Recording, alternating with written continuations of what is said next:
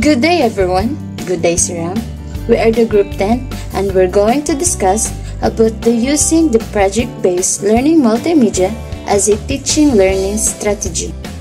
But before we start, let me introduce to you myself.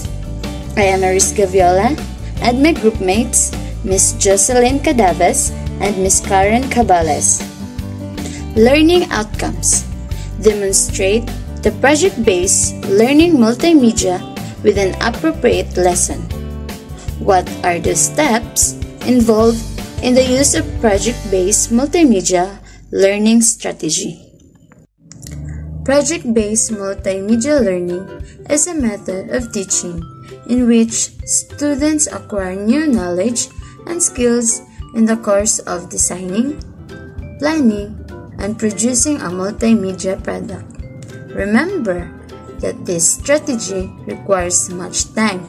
We need to be realistic in the amount of the time we have to spend, as seen against time available, or face failure and disappointment afterwards. The effective use of multimedia learning requires, first, clarifying goals and objectives. When we plan, we begin by this. According to Michael Simpkins, who are experts in project-based multimedia learning, we should go over the list of objectives and content found in the curriculum guide. Here, we need to select which one will lend themselves to a project-based multimedia learning strategy. Second, determining how much time is needed and extent of students' involvement in decision-making. Here, we need to be realistic and should estimate how much time we need to spend compared to how much time is available. We need also make clear and have a specific procedure that must be observed in decision-making. Take note that involving students in decision-making where they can be involved have an educational advantage.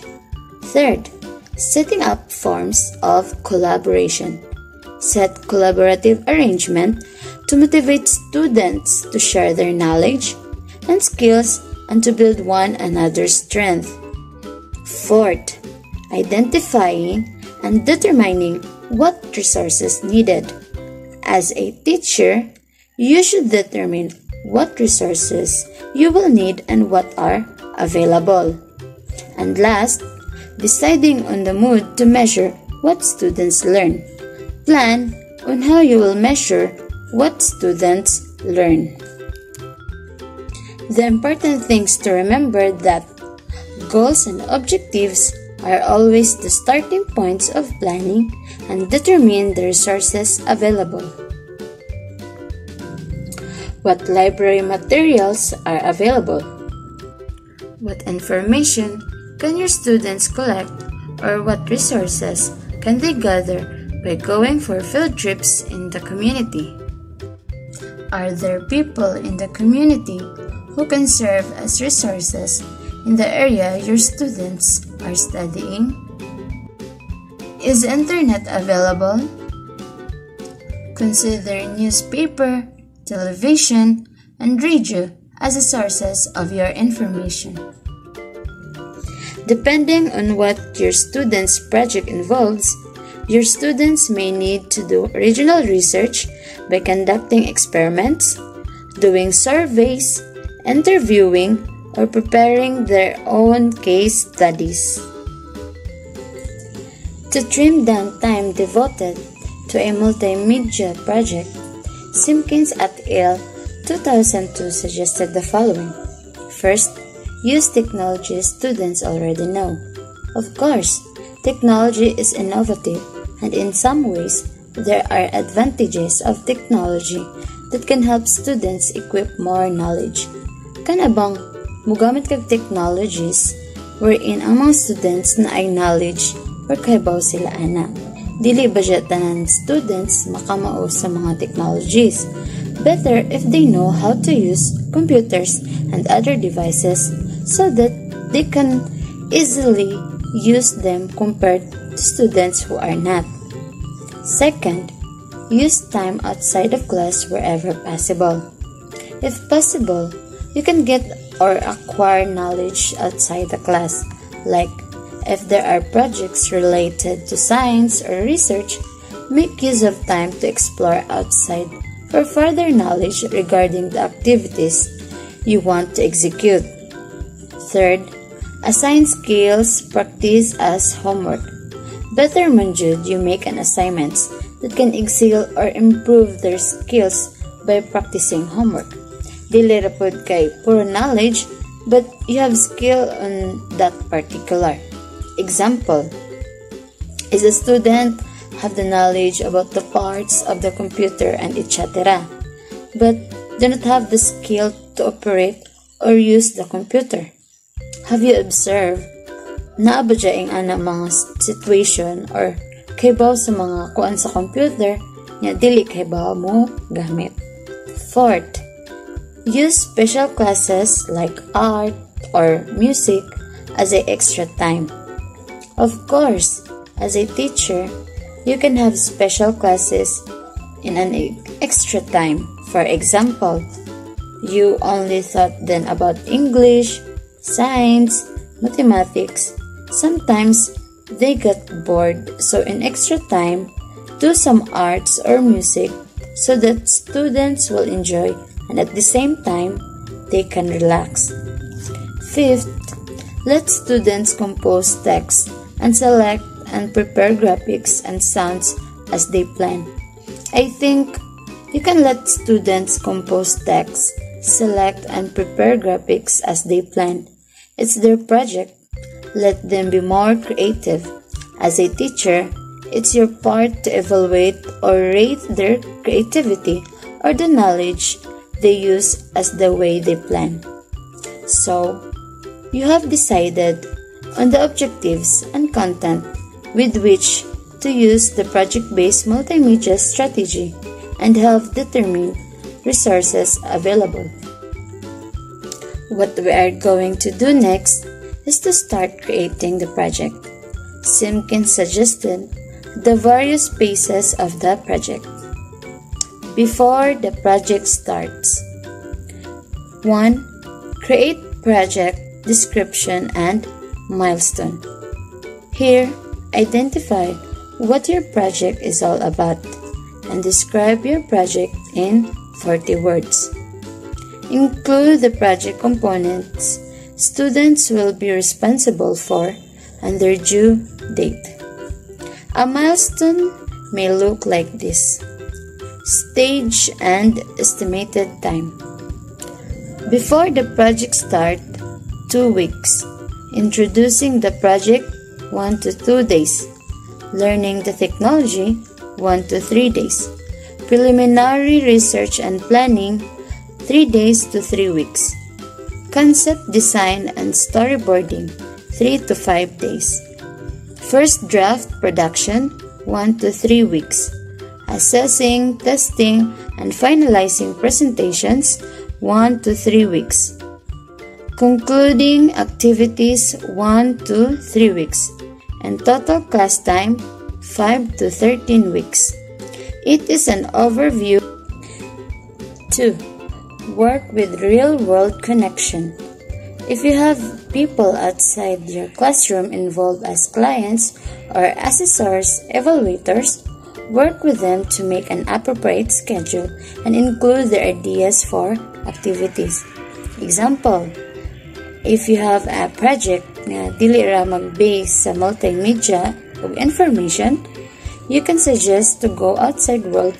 Means you can ask expert or friends nga naay knowledge regarding sa imo project nga ipabuhat. 3. Prepare resources. Seek the assistance of your librarian or school media specialist.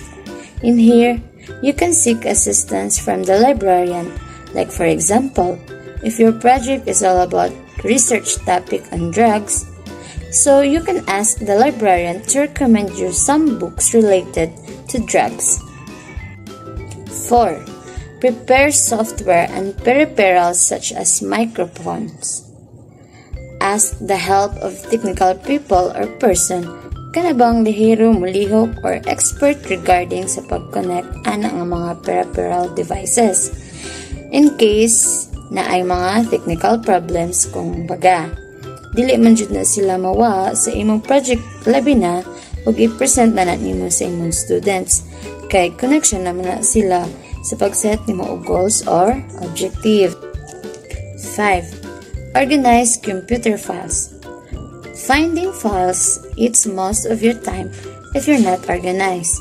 Yes, it's true. Naming files and folders after their file type and section. Title helps to keep things organized and make it easier to merge elements later on. Ang main ani is that dapat gajud organize imong computer files para easy for you to find the project that you are going to present later on. Kana bitang naka-arrange, nakabutang sa folder, then gibutangan na pud nimo file name parahan iPod. Syempre, og dili nimo butangan nga matampos sa laing folder, so magsigip pa ka pangita. So dili siya efficient kay it takes time to find files that are not properly organized. You must be prepared ka jud. For example, mag-reporting ka, dapat ang imong file ready na for reporting. And last, prepare the classroom. Organize books, printer papers, and any other resources so students can access them independently. And make room on the bulletin boards for hanging printouts of students' work, schedules, and organizational charts. Second phase of the project is introducing the project. So it will be 1 or 2 days. It helps the students develop a big picture to understand the work ahead. Make clear what they will be making, who their audience will be, and what you expect them to learn, and demonstrate in terms of the K-12 standards and competencies. In introducing the project, you have to review first, you have to review the project documents. So you can ask your students to work with the project documents you have produced. Encourage the students to ask questions about the project to clarify what you have written. So you have to encourage niyo ang mga students ninyo to ask questions aron ma-clarify kung sa imong gisuwat. And the second one is perform pre-assessments. Your students can write pre-assessment questions based on your learning goals to further clarify expectations. So, naanay pre-assessment questions, i-base the learning goals to clarify your expectations. The third one is perform relevant activities. So you can show your students anything you can find that is similar to what they will be producing, such as a website or your own mini project that you did to learn the technology. So kanang mga usag unsa kuan basta makitaan ka ng similar nga imong gi-produce kanang mga website gani mga website ana aron maka-learn sila sa technology. You can also brainstorm for topics, organizational ideas, and design ideas. So, ang fourth one is group students. So, you have to form small group of students from 3 to 5 per group.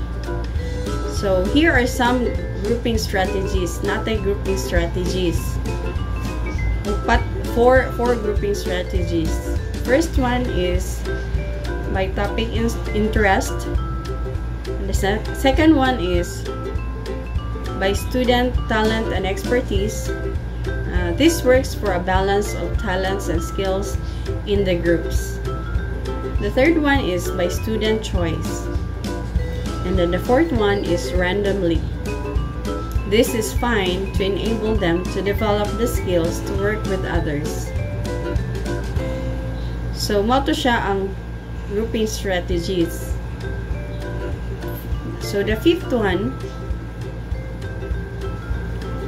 when you introduce a project, you have to organize the materials. So, give each group a folder that starts in the classroom. So when you after you group your students, you have to give each group a folder that starts in the classroom. So all their group work, such as storyboards, the group journals, and research notes, goes into that folder. Okay, so that is the procedure when you introduce a project. And the third phase of the project is learning the technology. It will be 1 to 3 days. So give a chance for the students to work with whatever software and technology they will be using. If some students are already familiar with the tools and processes, ask them to help you train the others. So kung kaibaw ka nga ang ubang mga students familiar na nga mga processes, so you have to ask them to train the other students. Ask them to help you train the other students. So if students are new to multimedia, then begin with lessons that involve using the different media types. Remember, you and your students are co-learners, and you both learn as you go. So not only your students will learn, but also the teacher will also learn the technology. And then the fourth phase of the project include preliminary research and planning. So it will take 3 days to 3 weeks depending on the project size. So at this stage, students should immerse themselves in the content or subject matter they need to understand to create their presentations. So kani nga stage, maghimo na sila, i-immerse nila ilang ugalingon sa content or the subject matter they need to understand aron maka-create sila og presentations. So students will engage in relevant experiences to conduct research to collect information and gather ideas. Field trips, teacher-guided lessons, student research, interviews, observations, and questionings are all activities that might occur during this stage. So, mo ni siya ang occur during this stage kani preliminary research and planning. So, nadyo nang kanang mga field trips, mga research, interviews, and observations, mo na sila. Students can tag and collect information they think might be valuable for their presentations.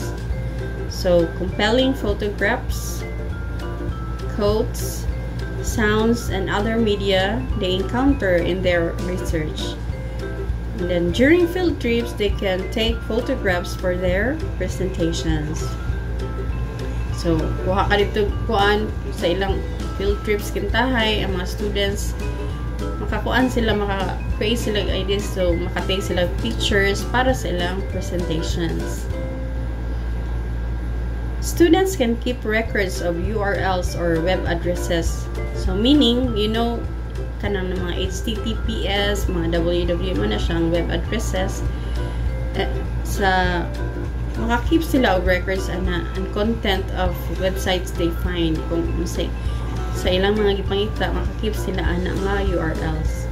This is a good time to emphasize fair use and plagiarism issues, as well as the importance of crediting sources. So, yung may credit kung kinsa to nga kanang website, pwede rin mo gamitin to nga mga information or contents. So, that's all for my topic. And the fifth phase of the project will be discussed by Miss by Miss Karen Caballas. Thank you. Okay, good day everyone. This is to continue with the discussion, and now we are here on the concept, design, and storyboarding. This will usually take 3 to 5 days. After collecting initial information, hold a brainstorming session where the whole class or a subgroup defines a tentative approach to the subjects and discusses some preliminary design ideas. Now that students know something about the subject matter, what do they want to say? How best can they address their clients' or audience's needs and interests? What is the primary message, and how will they organize their information to present it? Now is the time to talk about organizing a presentation to make it useful to the audience. Your students probably have quite a bit of experience with how websites are usually organized and can tell stories of interfaces that cause difficulties. As a class or in groups, sketch out your overall design for the presentation. Then have groups create their storyboards. A storyboard is a paper and pencil sketch of the entire presentation, screen by screen, or in case of video, shot by shot. Each pane of the storyboard shows what text, images, sounds, motion, and interactivity buttons will go on the screen and how they will be arranged. There should be no design. This is a quick sketch, and time spent making it beautiful is time wasted. The panes are connected with the lines to show how the presentation flows. For example, a home page with 6 buttons for 6 topics connects to the 6 topic screens from each button. Requiring a storyboard provides a natural check-in point for you and gives your students an opportunity to plan ahead. Then when their other questions arise, the flow chart or storyboard becomes a concrete reference point for what to do next. Here are a few design tips to keep in mind throughout storyboarding and production. Use scanned, handmade artwork to make a project look personal and to manage scarce technology resources. Student artwork is unmatched as a way to assure a project has heart. Keep clip art or stamps to a minimum, and they make a presentation look canned.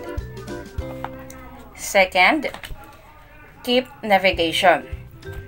The way users of your presentation will get from one screen to the next and consistent throughout the whole presentation. Back and next buttons, if you have them, should appear at the same place on each screen. For example, on the lower right corner. Always include a way to get to the home page or the beginning of the presentation. The third one, organize information similarly throughout so users can find what they are looking for. Next, care for collaboration. Check in with groups to make sure they are collaborating successfully and that conflict is not derailing their productivity. And next, organize manageable steps. Break down the project's steps into manageable daily components and considering that the project requires comparatively more time to succeed. And the last one, check and assist often. This is to ensure that mistakes are seen early enough and therefore can be corrected before the final product is produced. Moving on with the discussion, we are now on assessing, testing, and finalizing presentations. Estimated time is 1 to 3 weeks. There are two kinds of testing to think about. Muna siya ang functional testing and user testing. So, ang functional testing means trying all the buttons, taking all possible paths through the presentation, checking for errors, missing images, and the like. While ang user testing means showing the presentation to the members of the target audience and finding out if they can successfully navigate it and understand it. For example, if your target audience is younger students, user testing would include watching those students go through the presentation and making sure the text is appropriate for their reading level. Assessment means critical evaluation of your presentation. Ideally, this comes from more than one source. Possible assessors include your students, you, members of your target audience, content experts, and design experts. The key idea about testing and assessing is this. You have to do it while students still have time to fix the problems they find, or students will find the enterprise pointless and demoralizing. After assessment and testing, your students will be revising and making a release candidate. This is a version everyone thinks is just about perfect. The release candidate is tested further, and at this stage, no new content or features are added. Only things like crashes, mortifying factual errors, or offensive material and typos are fixed. After a round of fixes, you make a new release candidate and test it.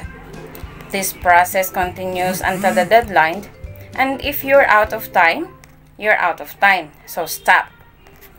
The last release candidate becomes the final version which you post, copy, archive, or deliver as appropriate. So kung na-ay serious problem with the final version, if you have a client or real-world audience, magbutang lamang ka og readme nga file or page to warn the user about these problems, and if you know, explains how they might be fixed. So we are now on the last part, which is the concluding activities. Estimated time for this is 1 to 3 days.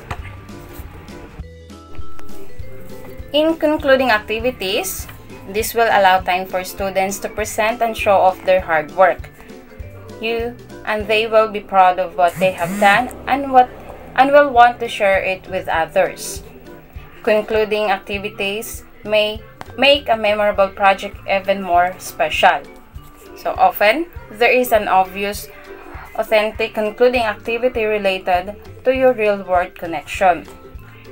You will present to your target audience and celebrate your accomplishment. You can also think about scheduling your project so the end coincides with a school event such as Parents' Night or end of the quarter activity. You can organize an exhibition day or a multimedia fair with other teachers where the school views all the multimedia projects for the semester. So remember to take time to review the ups and downs of the project with students and anyone else who participated. Take note of suggestions for improvement. Okay, to summarize our topic, the effective use of project-based multimedia learning requires thorough planning. Initial planning involves clarifying goals and objectives, determining how much time is needed, and extent of students' involvement in decision-making. Setting up forms of collaboration, identifying and determining what resources are needed, and deciding on the mode to measure what students learn.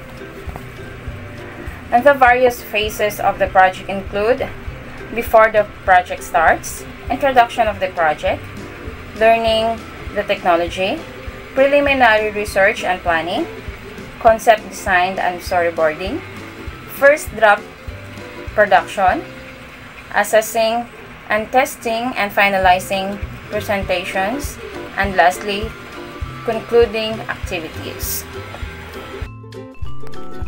If a picture is worth 1,000 words, the picture which I'm showing you in these slides may capture the steps involved in a multimedia project lesson plan.